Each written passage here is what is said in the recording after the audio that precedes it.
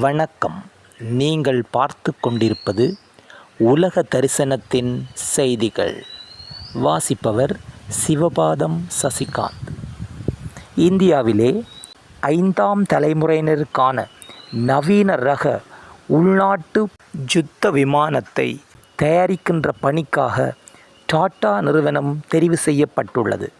இந்த 5ஆம் தலைமுறை உள்நாட்டு போர் விமான தயாரிப்பிலே AI வசதிகளுடன் கூடிய 2 என்ஜின்கள் பொருத்தப்பட்ட ரேடர் கருவிகளில் சிக்காத நவீன போர் ரக விமானம் தயாரிக்கின்ற பணிக்கு சில நிறுவனங்கள் விண்ணப்பித்திருந்த நிலையில் டாடா நிறுவனம் இப்போது அதற்கு தேர்வு செய்யப்பட்டுள்ளது. உக்ரைனை குறிவைத்து ரஷ்யாவால் நடாத்தப்பட்ட ஏவுகணை தாக்குதல் இலக்கு தவறி ருமேனியா நாட்டின் மீது வீழ்ந்து பாரிய அழிவை ஏற்படுத்தியுள்ளது. இது சர்வதேச அரங்கில் புதிய சர்ச்சையை ஏற்படுத்தியுள்ளது. படிப்படியாக முன்னேறி முற்றுமுழுதாக காசாவை கைப்பற்றுமாறு இஸ்ரேலிய பிரதமர் நெதன்யாகு தன்னுடைய இராணுவ வீரர்களுக்கு ஆணையிட்டுள்ளார்.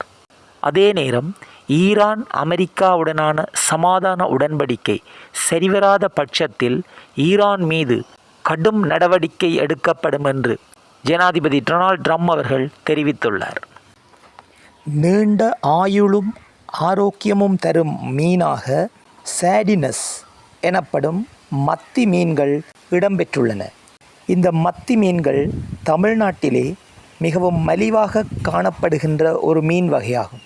மிகவும் ஊட்டச்சத்துமிக்க இந்த மீனை உண்பதால் நீண்ட ஆயுளுடனும் ஆரோக்கியத்துடனும் வாழ முடிகின்றது.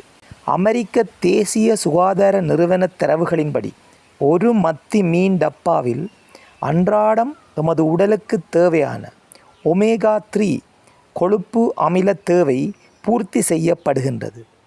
அத்தோடு மூளை, இதயம், சீரான பார்வை என்பவற்றுக்கு இந்த மத்தி மீன்கள் மிகவும் துணை புரிவதோடு இம்மீன்களில் கல்சியம், பொட்டாசியம், மக்னீசியம், துத்தநாகம், இரும்பு போன்ற தாது பொருட்கள் அடங்கியுள்ளன.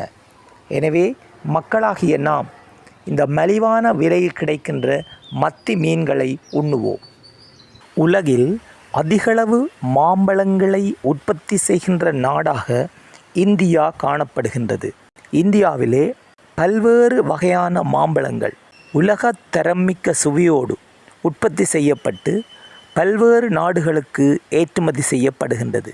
இந்திய மாம்பழங்களை அதிகம் விரும்பி வாங்குகின்ற நாடுகளின் பட்டியலில் ஜப்பானும் காணப்படுகின்றது.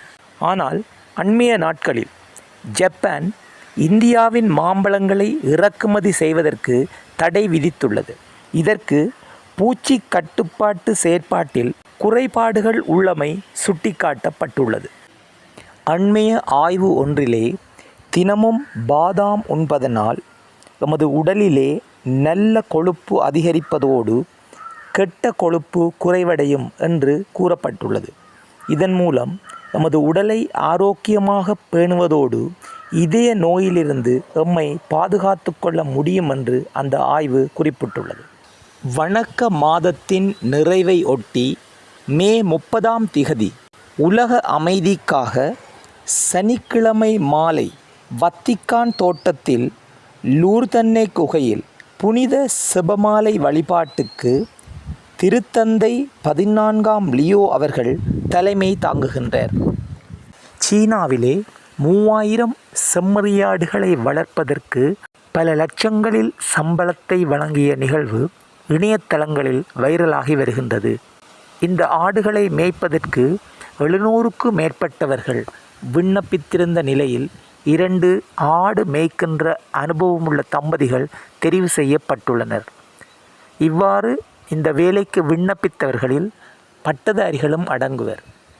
இவ்வாறு இருக்கையில் ஆடு மேய்த்தலில் சிறந்த அனுபவமுடைய இவர்களுக்கு இந்திய மதிப்பில் 1 லட்சத்துக்கும் அதிகமான சம்பளம் வழங்கப்பட்டுள்ளது. இது சீனாவில் உள்ள உயர் தகவல் தொழில்நுட்ப வேலை தளங்களில் வழங்கப்படுகின்ற சம்பளத்திற்கு நிகராகும்.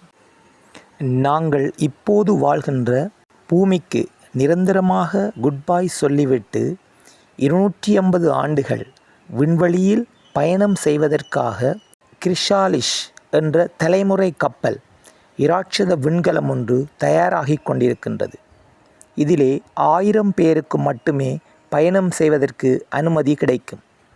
இதில் பயணம் செய்பவர்கள் 250 ஆண்டுகள் விண்வெளியில் பயணம் செய்வார்கள். இந்த விண்கலம் எங்குமே நிற்காது, தொடர்ந்து பயணித்து கொண்டு இருக்கும். இதன் நிறைவிலே 8வது தலைமுறையினர் அந்த விண்கலத்தில் பயணம் செய்து கொண்டிருப்பார்கள். 250 ஆண்டு பயணத்தில் இறந்தவர்கள் போக எஞ்சியவர்கள் பயணத்தின் முடிவிலே என்ன நடக்கும் என்பது இன்று வரை ஆச்சரியமாகவே இருக்கும். இதற்கான ஆன்லைன் பதிவுகள் இப்போதே ஆரம்பித்துள்ளன. இவை போன்ற சுவாரஸ்யமான செய்திகளை உடனுக்குடன் அறிந்து கொள்ள உலக தரிசனம் தொலைக்காட்சியோடு இணைந்திருங்கள். மீண்டும் மற்றுமோர் செய்தி வீச்சில் உங்களை சந்திக்கின்றேன். நன்றி, வணக்கம்.